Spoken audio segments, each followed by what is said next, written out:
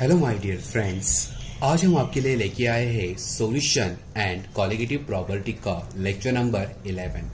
I hope lecture number 10 में जो हमने जो इंपॉर्टेंट डेफिनेशन देखे थे वो आपको समझे रहेंगे और आपने उसकी प्रैक्टिस भी की रहेगी। ओके, सो ये वाला लेक्चर सबसे इम्पॉर्टेंट लेक्चर होने वाला है।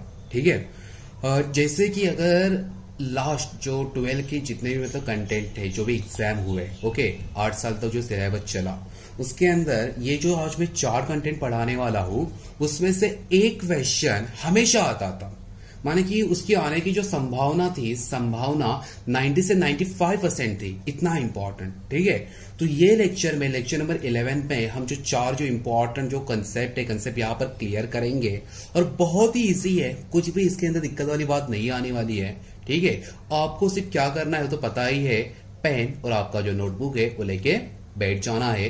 जैसे ही समझे उसको नोट डाउन करना है और जिसके जो कंसेप्ट के ऊपर डाउट आएगा वो डाउट मुझे डायरेक्टली पूछना है। ओके, बहुत सारे बच्चे डाउट भी पूछ रहे हैं, अच्छी बात है। ओके, और जिनको अगर रियल में डाउट आ रहा है तो आप लोग मुझे पूछ सकते हो। ठीक है, चलो बिना कोई टाइम पास किए हुए ये भी लेक्चर स्टार्ट करते हैं। सॉल्यूशन एंड कॉलिगेटिव प्रॉपर्टी का लेक्चर नंबर 11। ओके, तो सबसे पहले आज हम जो पॉइंट जो उठाने जा रहे हैं वो पॉइंट का नाम है van't Hoff Boyle's law. Van't Hoff Boyle's law. Okay, अभी आप डायरेक्टली बोलोगे ये सर ने डायरेक्टली क्या स्टार्ट किया वैन हॉफ बॉयल्स लॉ, तो आपको मैं बता देता हूं कि जो ऑस्मोटिक प्रेशर है, ऑस्मोटिक प्रेशर के यहाँ पर टोटल 4 लॉस है। 4 लॉ बोले तो एक इक्वेशन है और 3 लॉ है। ठीक है, एक इक्वेशन 3 लॉ, उसमें से फर्स्ट मैंने लॉ स्टार्ट किया है वैन हॉफ बॉयल्स लॉ। ठीक है, ये अगर क्वेश्चन अगर एग्जाम में आता है तो ये मैक्सिमम 2 मार्क्स के लिए आएगा और किसी के भी 2 मार्क्स जाने नहीं चाहिए। ठीक है, सबको 2 आउट ऑफ 2 मार्क्स यहां पर मिलने ही चाहिए। ठीक है, चलो इसे देखते हैं क्या है van't Hoff Boyle's law.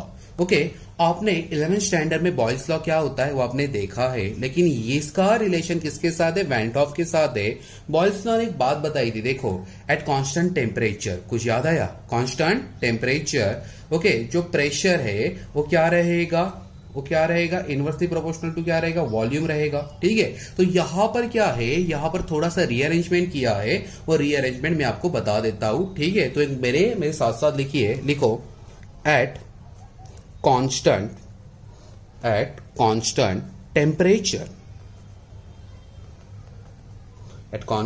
temperature the osmotic pressure, देखो यहां पर नॉर्मल प्रेशर नहीं आ रहा है, जो भी प्रेशर आ रहा है ऑस्मोटिक प्रेशर आ रहा है। ऑस्मोटिक प्रेशर क्या होता है वो आपने लास्ट वाले लेक्चर में देखा है, याद आया? वो पिस्टन प्रेशर अप्लाई करना, ओके, उसके बाद मूवमेंट ऑफ सॉल्वेंट का रुक जाना, याद आया?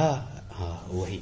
Okay, so at constant temperature the osmotic pressure of a dilute solution is directly proportional to the concentration to the volume of a solution। अभी आप बोलोगे ये लिख दिया है, थोड़ा मीनिंग, ओके, मीनिंग बता देता हूं। वैन हॉफ बॉयल्स लॉ, उन्होंने क्या बोला? बॉयल्स लॉ की स्टेटमेंट यहां पर यूज की है एट कांस्टेंट टेम्परेचर। चलो भाई इतना क्लियर है, एट कांस्टेंट टेम्परेचर जहां पर प्रेशर आने वाला था वो प्रेशर कौन सा है? Osmotic pressure. क्या होता है आपको पता है? Osmotic pressure. और ये भी आपको पता है ऑस्मोटिक प्रेशर को हम कौन से सिंबल से रिप्रेजेंट करते हैं? पाई से। ठीक है, लेकिन जो ऑस्मोटिक प्रेशर होना चाहिए वो कौन से सोल्यूशन का होना चाहिए? Dilute solution. देखो एक बार फिल इन द ब्लैंक्स में क्वेश्चन आया था कि जो वैन हॉफ बॉयल्स लॉ है, ओके, उसका जो ऑस्मोटिक प्रेशर है उसका सोल्यूशन का कंसेंट्रेशन कैसा होना चाहिए? माने क्या हाईली कंसेंट्रेटेड, डाइल्यूट, नहीं तो इक्वल, और मतलब कुछ तो ऑप्शन था। तो यहां पर हम क्या लिखेंगे? Dilute solution. याद रखना ऑस्मोटिक प्रेशर क्या है? Dilute solution is directly proportional to the concentration to the volume of solution. चलो ये क्या है, नीचे में जो मैथमेटिकल पार्ट लिखने वाला हूं वो बेसिस के ऊपर आपको समझ में आ जाएगा। ये तो हो गई वैन हॉफ बॉयल्स लॉ की स्टेटमेंट। क्लियर है इतना? ओके, इसके नीचे में लिखता हूं एट कांस्टेंट क्या बोला है, टेम्परेचर, लेकिन कौन सा टेम्परेचर होना चाहिए, absolute temperature, and absolute temperature को हम किससे डिनोट करते हैं, कैपिटल टी से। ओके, बाद में उन्होंने क्या बोला, ऑस्मोटिक प्रेशर बोला है, ऑस्मोटिक प्रेशर के लिए क्या सिंबल है, बोलो पाई। ओके, आगे क्या बोला, डायरेक्टली प्रोपोर्शनल, तो ये है डायरेक्टली प्रोपोर्शनल का सिंबल, और directly proportional to the what, concentration. बोलो क्लियर है। सो नीचे हम लिखेंगे वेयर, पाई का मीनिंग क्या है, अभी भी लिखा, बोलो बोलो बोलो क्या है, पाई क्या है, बोलो ऑस्मोटिक प्रेशर, ऑस्मोटिक प्रेशर, बोलो क्लियर है, ऑफ अ डाइल्यूट सॉल्यूशन। याद रखना कंसेंट्रेटेड नहीं, कौन सा सॉल्यूशन, डाइल्यूट। ओके, उसी के साथ साथ यहां पर सी क्या है, बोलो concentration of solution, concentration of solution, और यहां पर हम कंसेंट्रेशन लेंगे मोल पर लीटर में। किसमें लेंगे, बोलो मोल पर लीटर में। ओके, लेकिन आपको एक चीज पता है पहले से कि जो कंसंट्रेशन है, कंसंट्रेशन कोई भी बनाने के लिए आपको क्या चाहिए, मोल पर लीटर बनाने के लिए ऊपर एन चाहिए। एन का मीनिंग क्या होता है, number of moles of solute. नीचे क्या चाहिए, डिवाइड चाहिए। डिवाइड का मीनिंग क्या होता है, प्रेजेंट इन। बोलो क्लियर है। एन का मीनिंग क्या है, number of moles of solute. इसका मीनिंग क्या है, प्रेजेंट इन। तो प्रेजेंट इन किस पे होना चाहिए, volume of solution. So volume of solution किस में लेते हो, लीटर में। तो एन के लिए क्या यूनिट है, मोल। वी के लिए क्या यूनिट है, लीटर। सो कंसेंट्रेशन किस में बना, मोल पर लीटर, बोले तो एन बाय वी। बोलो क्लियर है। अभी क्या करेंगे हम, ये जो सी की जो वैल्यू है एन बाय वी से हम रिप्लेस करेंगे। सो फाइनली यहां पर आपको मिल जाएगा pi is proportional to n divide by we.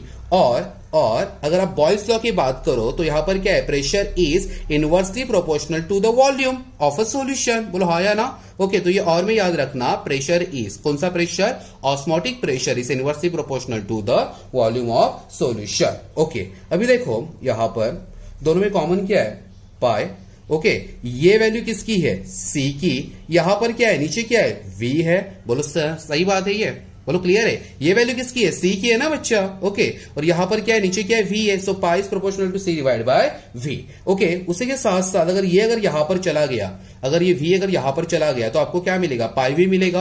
अगर ये प्रोपोर्शनल हट गया तो यहां पर कुछ ना कुछ आएगा, लेकिन इज इक्वल टू क्या रहेगा, कांस्टेंट। सो आपको नीचे मिलेगा pi V is equal to constant, pi V is equal to constant. तो और में अब ऐसे भी लिख सकते हो कि pi C is equal to constant. Okay, दोनों में से एक एग्जाम में लिख देना। आई थिंक ये pi V is equal to constant, ये जल्दी आपको याद रहेगा। ये याद रहने के लिए थोड़ी दिक्कत हो सकती है, सिर्फ इतना ही लिख देना, ये वी इधर चला गया और ये pi V is equal to constant. बोलो क्लियर, इतना एकदम इजी। अभी मुझे बताओ किसी की भी इसके अंदर 2 मार्क जाएंगे क्या, नहीं ना, सही है। ओके, देखो एक बार इसे फिर से हम रिपीट करते हैं, जिनको नहीं समझा, जिनको समझा, जैसे कि लास्ट लेक्चर से मैं बोलते आ रहा हूं, आपके वीडियो में एक ऑप्शन होता है आगे भगाने का, वीडियो आगे भगाओ, इतना भी मत भगाओ कि लास्ट का पन्ना आ जाए, ठीक है।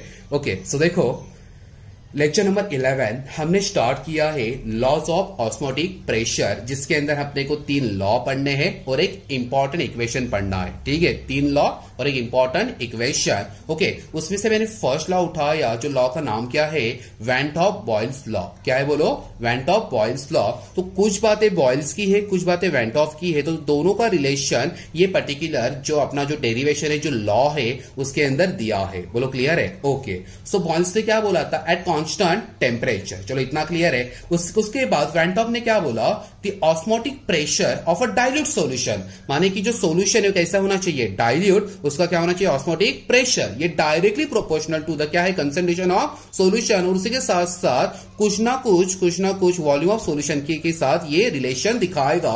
तो ये रिलेशन क्या दिखा रहा है, इनवर्सली प्रोपोर्शनल, यहां पर ही देखा।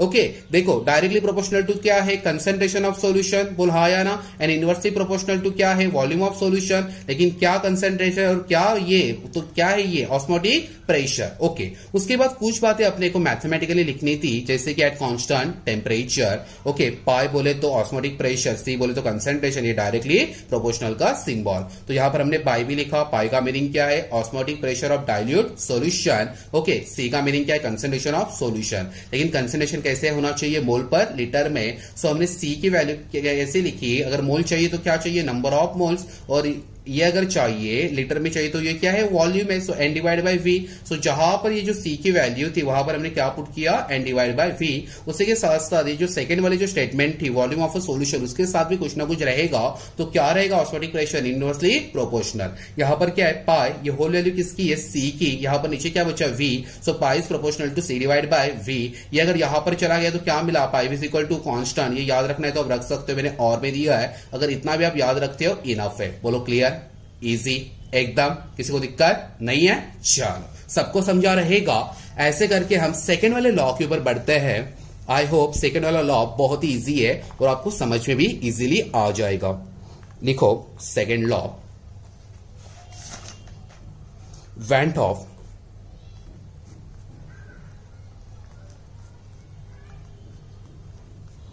Charles law. Went of Charles law. First क्या देखा, वेंट ऑफ बॉयल्स लॉ, और सेकेंड क्या देखने जो आ रहा है, went of Charles law.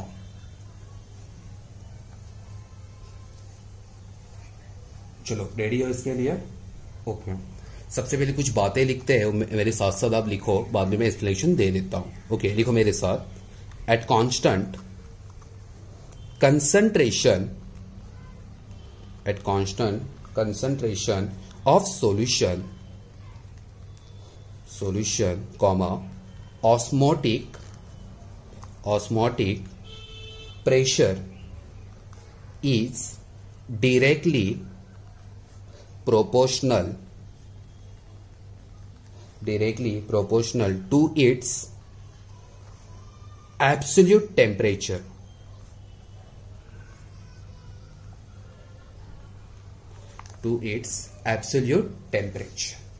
Okay देखो, वेंट ऑफ चार्ज दोनों का रिलेशन है। यहां पर क्या बताया, देखो उन्होंने बोला कि जो कंसंट्रेशन है, कंसंट्रेशन को कांस्टेंट रखना है, किसके, सॉल्यूशन के।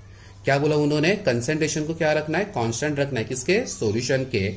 और जो ऑस्मोटिक प्रेशर है, जो पाई है, वो डायरेक्टली प्रोपोर्शनल टू क्या है, एब्सोल्यूट टेम्परेचर। बोलो क्लियर है। सो यहां पर हमें मैथमेटिकल फॉर्म लिखना है। एट कांस्टेंट क्या था, बोलो एट कांस्टेंट कंसंट्रेशन। सो यहां पर मैंने दिखा दिया सी। बाद में क्या बोला, ऑस्मोटिक प्रेशर के लिए हम क्या लिखते हैं, पाई। ये क्या है, डायरेक्टली प्रोपोर्शनल, ये क्या है, इट्स एब्सोल्यूट टेम्परेचर। बोलो क्लियर है एकदम, ओके। सो नीचे अपने को लिखना पड़ेगा वेयर, पाई का मीनिंग क्या है, अभी अभी लिखा, बोलो पाई का मीनिंग क्या है, बोलो osmotic pressure of a dilute solution, concentrated नहीं, डाइल्यूट सॉल्यूशन। उसी के साथ साथ टी का मीनिंग क्या है, बोलो absolute temperature, absolute temperature measure in what, degree Celsius और केल्विन। बोलो जल्दी, क्या, केल्विन, सही है। ओके उसके बाद देखो, उसके बाद यहां पर क्या होएगा, ओके ये यहां पर चला गया नीचे। ओके सो आपको क्या मिला, pi divide by T is equal to क्या रहेगा, कांस्टेंट, इज इक्वल टू क्या रहेगा, कांस्टेंट। बोलो क्लियर एकदम, ओके। ये भी अगर लॉ अगर एग्जाम में आता है तो 2 मार्क्स के लिए आ जाएगा। वेंट्स ऑफ बॉयल्स लॉ से बहुत ही छोटा है और बहुत ही इजी है। बोलो क्लियर, इजी एकदम। चलो एक बार फिर से एक बार बता देता हूं, देखो went of Charles law. Okay तो ये भाई साहब ने क्या बोला, at constant concentration of solution. बोले तो जो सॉल्यूशन है, सॉल्यूशन का कंसंट्रेशन कैसे रखना है, कांस्टेंट रखना है। उसी के साथ साथ जब ऐसे हो जाएगा, so osmotic pressure is directly proportional to its absolute temperature. Okay so at constant C means concentration किसका, सॉल्यूशन का। ओके यहां पर क्या बोला, ऑस्मोटिक प्रेशर बोला, osmotic pressure denoted by symbol pi. Okay ये directly proportional to its absolute temperature, बोले तो टी। पाई का मीनिंग क्या है, osmotic pressure of a dilute solution, और टी का मीनिंग क्या है, absolute temperature measure in kelvin. Okay ये जो है, ये जो टी है, ये यहां पर चला गया, so pi divide by T is equal to constant. बोलो इजी एकदम, आगे बढ़े, चल बढ़ते हैं।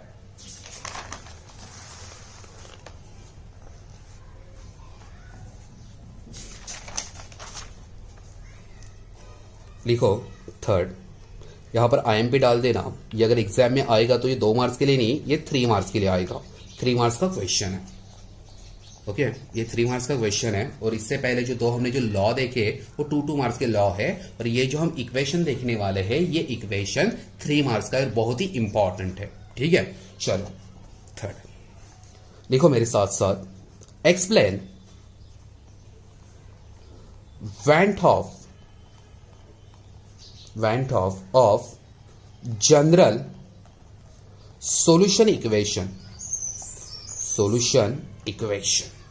Explain went off of general solution of equation. चलो देखते हैं ये general solution of equation went of का क्या है और कैसे डिराइव होने वाला है और क्या यहां पर आने वाला है. ठीक है, चलो सब लोग रेडी हो. ओके, ये इक्वेशन अच्छे से समझने के लिए इससे पहले जो वेंट ऑफ बॉयल्स लॉ हुआ और जो वेंट ऑफ चार्ल्स लॉ हुआ, ओके, वो आपको अच्छे से मतलब समझना है. अगर वो अच्छे से अगर समझा है तो ही ये इक्वेशन आपको समझ में आएगा. क्यों? क्योंकि दोनों का रिलेशन यहां पर है. ठीक है, चलो स्टार्ट करें इसे. रेडी हो? चलो करते हैं. देखो, सबसे पहले हम लिखेंगे combining van't of Boyle's law and Charles law we get, माने कि क्या करना है, जो हमने फर्स्ट और सेकंड जो हमने जो लॉ देखा, went of Boyle's law and went of Charles law, दोनों को ऐड कर देना है, कंबाइन कर देना है. सो देखो, दोनों में कॉमन क्या था? पाई था. बोलो क्लियर है? ओके, उसी के साथ साथ डायरेक्टली प्रोपोर्शनल टू क्या था? Absolute temperature. और उसी के साथ साथ इनवर्सली प्रोपोर्शनल टू क्या था? वी था. बोलो क्लियर है? आप सोचो कि सी, तो सी का यहां पर रिलेशन नहीं है. जो भी लिया, देखो जो भी लिया, ये लिया है चार्ल्स लॉ से T एब्सोल्यूट टेम्परेचर और ये V लिया है बॉयल्स लॉ से. So pi is directly proportional to T and pi is inversely proportional to V. So we get pi is proportional to T divide by V. बोलो clear है? Is equal to, उन्होंने माना कुछ ना कुछ constant रहेगा. कुछ ना कुछ क्या रहेगा? कांस्टेंट रहेगा. बोलो क्लियर है? और बच्चा जानता है कि जैसे ही प्रोपोर्शनलिटी का साइन हट जाता है, क्या आता है? इक्वल की बाजू में क्या आता है? कांस्टेंट. यहां पर मैंने के को माना कांस्टेंट. क्या बचा? टी. नीचे क्या बचा?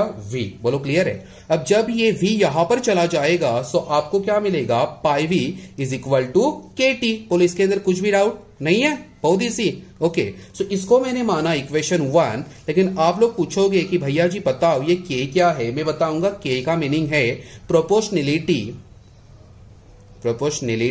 कांस्टेंट. क्या है? बोलो प्रोपोर्शनलिटी कांस्टेंट. ओके, क्लियर है? और उसी के साथ साथ के के लिए एक वैल्यू, के के लिए एक इंपॉर्टेंट एक लाइन लिखनी है. K is also called as general solution constant. ये याद रखना, very very important. General solution equation देख रहे हैं, अभी तो इक्वेशन बना नहीं है. सो के को हमने क्या बोला? के है जनरल सॉल्यूशन ऑफ कांस्टेंट. बोलो क्लियर है? General solution of constant. Okay, उसके बाद आपको एक सबसे इंपॉर्टेंट लॉ इक्वेशन आपको पता रहेगा, आइडियल गैस इक्वेशन. ओके, आपको पता है तो हम लिखते हैं वी नो दैट. हमें पता है, क्या पता है? Ideal gas equation. बोलो क्या है वो? PV is equal to nRT. बोलो क्लियर है? तो उन्होंने क्या बोला, यहां पर जो नंबर ऑफ मोल्स है उसको स्टैंडर्ड मानो. So n is equal to 1 मोल. n इज इक्वल टू कितना मोल? 1 मोल. जैसे आप n इज इक्वल टू 1 मोल यहां पर पुट करोगे, आपको क्या मिलेगा? PV is equal to RT. बोलो क्लियर है? लेकिन यहां पर जो भी हम देख रहे हैं वेंट ऑफ के रिस्पेक्टिव में देख रहे हैं, और वेंट ऑफ के रिस्पेक्टिव में ऑस्मोटिक प्रेशर आ रहा था. तो यहां पर ये जो नॉर्मल वाला P हम लिख सकते हैं क्या प्रेशर के लिए? नहीं. सो यहां पर आपको लेना पड़ेगा ऑस्मोटिक प्रेशर वाला, ऑस्मोटिक प्रेशर. बोलो क्लियर है? सो हम लोग यहां पर क्या करेंगे, जो पाई है, पाई को हम P से रिप्लेस करेंगे. बोलो क्लियर है? एकदम समझ में आ रहा है ना? अरे हाँ या ना? ओके, पाई को हम क्या करेंगे? पी से क्या करेंगे? रिप्लेस कर देंगे. तो रेडी हो ये करने के लिए? चलो करते हैं. Okay, so pi is replace by P, then we get pi V is equal to R T. बोलो इजी. ओके, ये इक्वेशन बना 1, ये इक्वेशन बना 2. इजी एकदम. ओके, सो देखो, वेयर पाई का मीनिंग क्या है? बोलो पाई का मीनिंग क्या है? Osmotic pressure. V का मीनिंग क्या है यहां पर? Volume of solution. R का मीनिंग आपको तो पता ही रहेगा बच्चा. बोलो क्या है? Gas constant. ओके, और T का मीनिंग बहुत बार हो चुका है. बोलो क्या है? Absolute temperature. Measure in what? Measure in kelvin. बोलो क्लियर? इजी एकदम. आगे बढ़ू. चलो बढ़ते आगे. उसके बाद हम लोग क्या करेंगे? देखो, उसके बाद हम करेंगे इक्वेशन 2 को कुछ ना कुछ इंट्रोड्यूस करेंगे, उसके अंदर कुछ ना कुछ हम डालेंगे. ठीक है? So equation 2 introduce introduce number of moles denoted by symbol small n. Okay, तो मुझे एक बताओ, इक्वेशन 2 क्या था आपका? Pi V is equal to R T था और इसके अंदर एन आपको इंट्रोड्यूस करना है, तो एन इंट्रोड्यूस होएगा यहां पर। सो आपको मिलेगा pi V is equal to n R T. बोलो क्लियर इतना? Pi V is equal to n R T.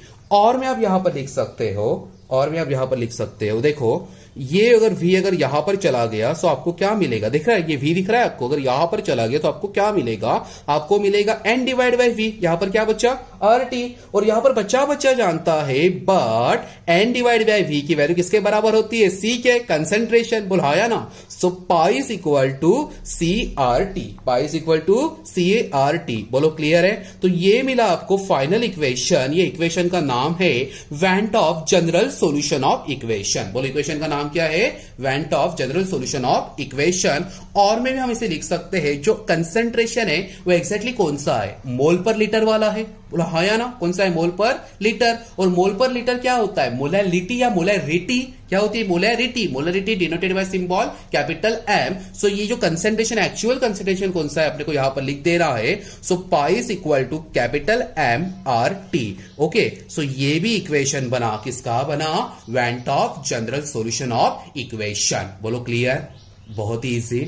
एक बार फिर से बता देता हूं, सब लोग ध्यान दे देना। 3 मार्क्स का ये अपना क्वेश्चन है डिराइव करने का। ओके, इजी है। चलो फिर से एक बार देख लेते हैं। ओके, देखो इंपॉर्टेंट क्वेश्चन है, 3 मार्क्स के लिए आएगा तो आएगा, नहीं आया तो भी प्रैक्टिस करनी है। वेरी वेरी इंपॉर्टेंट, डिग्री के कंसेप्ट के लिए भी बहुत इंपॉर्टेंट है ये वाला इक्वेशन। देखो क्या पूछा है?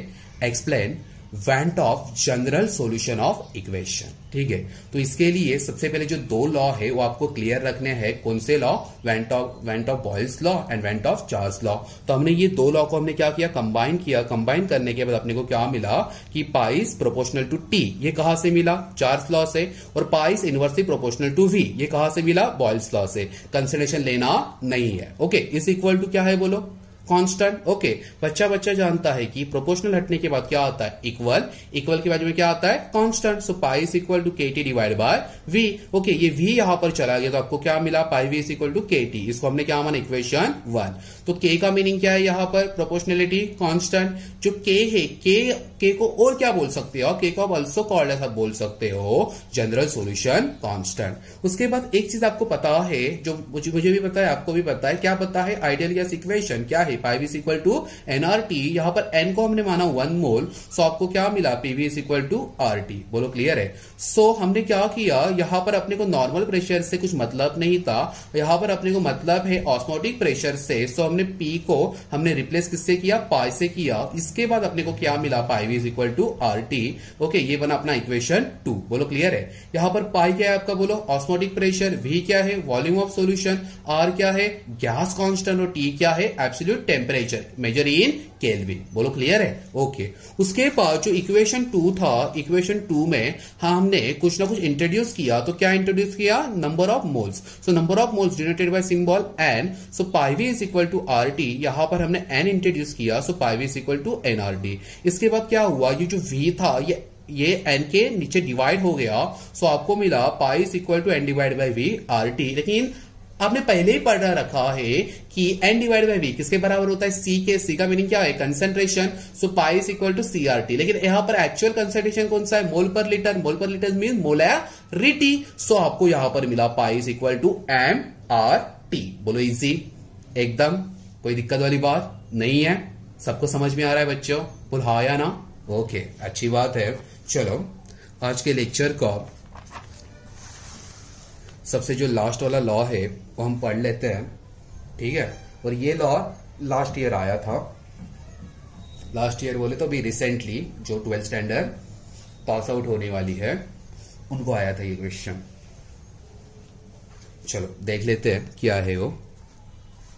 देखो मेरे साथ 4th लॉ, जैसे मैंने आपको बोला था कि क्या पढ़ना है? 3 लॉ, एक इक्वेशन। पहले 2 लॉ पढ़ लिए, बाद में हमने क्या पढ़ा? एक इक्वेशन पढ़ा। ठीक है, अब ये सबसे लास्ट वाला लॉ अपने को पढ़ना है। ठीक है, 4th went of Avogadro's law. Okay, ये स्टार्ट करने से पहले वो एवोगाड्रोस का स्पेलिंग कैसे लिखते जरा देख लो, बहुत गलतियां हो जाती है। सब लोग देखो, सब लोग देखो बच्चा, सब लोग देखो, गलतियां नहीं करनी है। सबने देख लिया? ओके, ये भी अगर लॉ अगर आएगा तो 2 मार्क्स के लिए आएगा। लास्ट ईयर आ चुका है, इस बार भी आ जाए, नहीं आया तो बाकी के लॉस तो है। ठीक है, चलो देखते हैं। सबसे पहले लिखूंगा, बाद में आपको मैं बोलूंगा कि एक्चुअली क्या है। ठीक है, सो देखो, वेंट ऑफ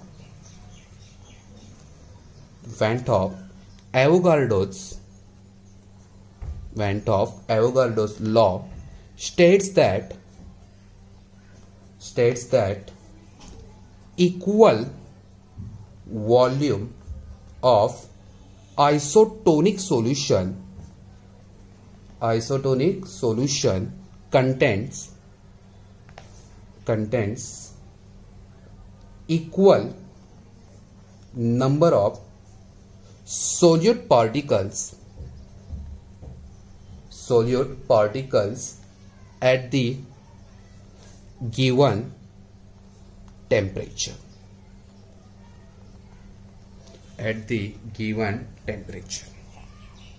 ठीक है, चलो आपने फिर से वही सवाल आपका। ओके, हमें भी लिखना आता है, हमें भी पढ़ना आता है, मीनिंग बताओ। चलो आपको मीनिंग बता देता हूं। ठीक है, देखो, वेंट ऑफ और एवोगाड्रो दोनों का यहां पर रिलेशन है। उन्होंने क्या कहा, वेंट ऑफ एवोगाड्रो लॉ, उन्होंने बताया कि कोई भी अगर आइसोटोनिक सॉल्यूशन है, सबसे पहले समझ लो आइसोटोनिक का मीनिंग। आइसोटोनिक सॉल्यूशन है, okay, iso means same, iso means what, same, बोलो क्लियर है इतना?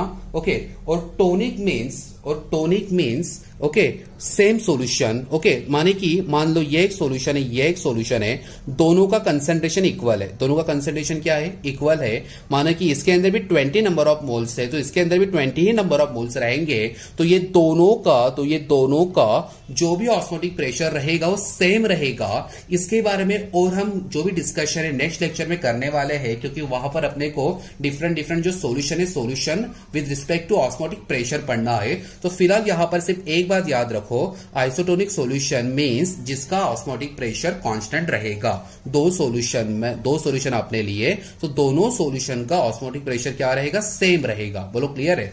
तो उन्होंने क्या बोला कि अपने को क्या करना है, इक्वल वॉल्यूम के आइसोटोनिक सॉल्यूशन लेने हैं। ओके, इसके अंदर आप जब देखोगे तो आपको दोनों के अंदर नंबर ऑफ सॉलिड पार्टिकल रहेंगे, वो भी आपको कैसे मिलेंगे, इक्वल मिलेंगे, दिए गए टेम्परेचर के ऊपर।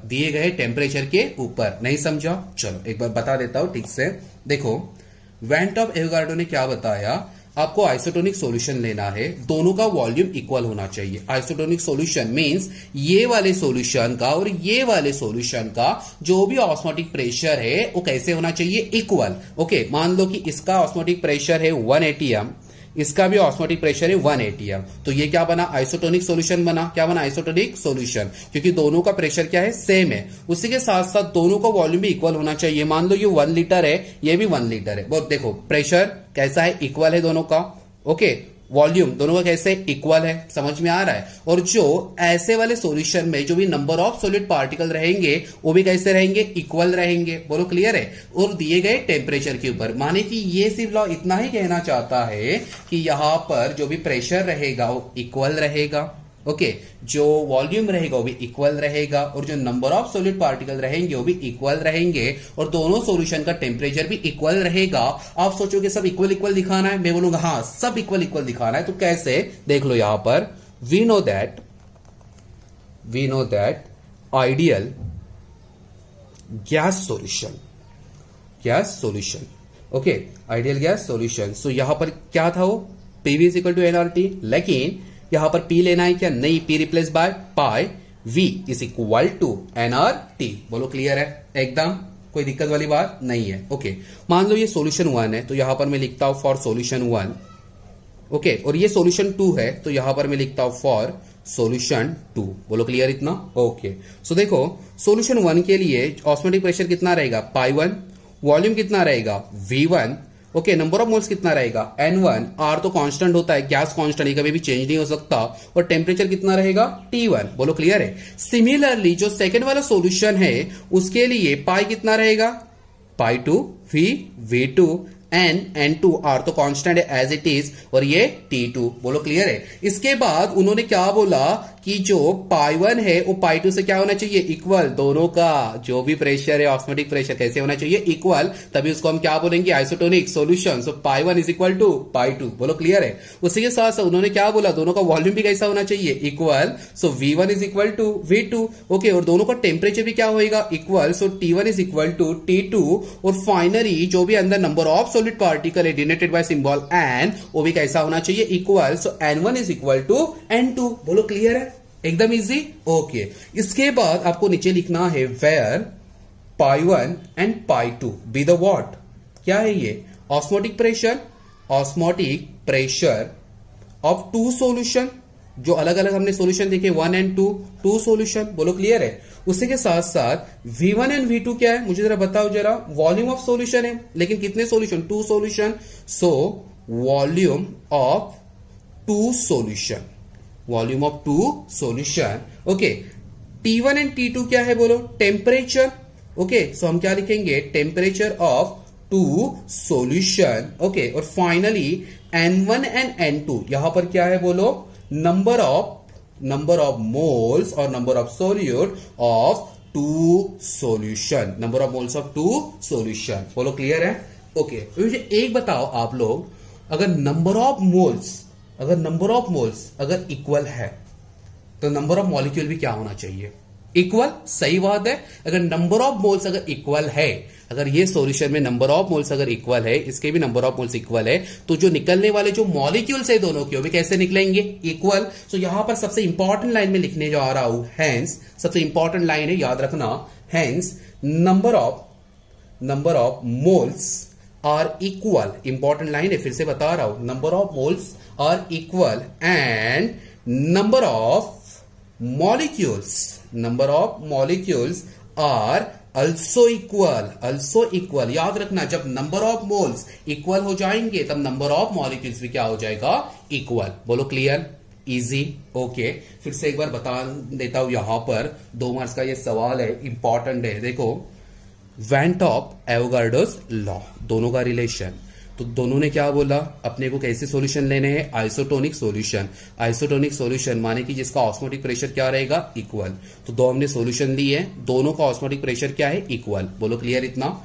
इसका जो ऑस्मोटिक प्रेशर रहेगा इसके साथ क्या करेगा, इक्वलिटी शो करेगा। इतना क्लियर है। उसी के साथ साथ दोनों का वॉल्यूम भी क्या होना चाहिए, इक्वल। इतना क्लियर है। और ये जो सॉल्यूशन है, ये सॉल्यूशन में, दोनों सॉल्यूशन में नंबर ऑफ सॉलिड पार्टिकल भी कैसे होने चाहिए, इक्वल एट गिवन टेम्परेचर के ऊपर। माने कि इसका जो टेम्परेचर है वही इसका टेम्परेचर होना चाहिए। तो एक इक्वेशन अपने को पता है, आइडियल गैस इक्वेशन, सिर्फ जो पाई है, जो पी है, P replace by pi means osmotic pressure. So pi V is equal to NRT. Solution तो दो लिए भाई, बोल हाँ या ना। So for solution 1, for solution 2। Okay, तो सॉल्यूशन 1 के लिए क्या मिला, π1 V1 is equal to N1 R T1। R change नहीं कर सकती क्योंकि ये क्या है, कांस्टेंट। ओके, और सॉल्यूशन 2 के लिए क्या मिला, π2 V2 is equal to N2 R T2। बोलो क्लियर है। और ये जो स्टेटमेंट है, ये स्टेटमेंट अपने को यहां पर एक्सप्रेस करनी थी। So π1 is equal to π2 isotonic solution, V1 is equal to V2 equal volume. Okay, T1 is equal to T2, दोनों का टेम्परेचर इक्वल होना चाहिए and N1 is equal to N2, number of solid particle भी क्या होने चाहिए, equal. बोलो clear. Okay, उसके बाद π1 V1 क्या है, π1 π2 क्या है, V1 V2 क्या है, T1 T2 क्या है और N1 N2 क्या है, ये हमने लिखा, ये तो आपको पता ही है। और सबसे इंपॉर्टेंट लाइन जो हमने नीचे लिखी है, हेंस अगर नंबर ऑफ मोल्स अगर इक्वल हो जाते हैं तो नंबर ऑफ मॉलिक्यूल्स भी क्या हो जाएंगे, इक्वल। बोलो इजी, एकदम कोई दिक्कत वाली बात इसके अंदर नहीं है। आई होप ये 4 के 4 जो भी हमने कंसेप्ट पढ़े आपको समझे रहेंगे। ये सबसे इंपॉर्टेंट लेक्चर था बच्चों, इसकी जितनी प्रैक्टिस हो सके प्रैक्टिस करना, ठीक है। तब तक लिए हम मिलते हैं अगले लेक्चर में, ठीक है। चलो बाय।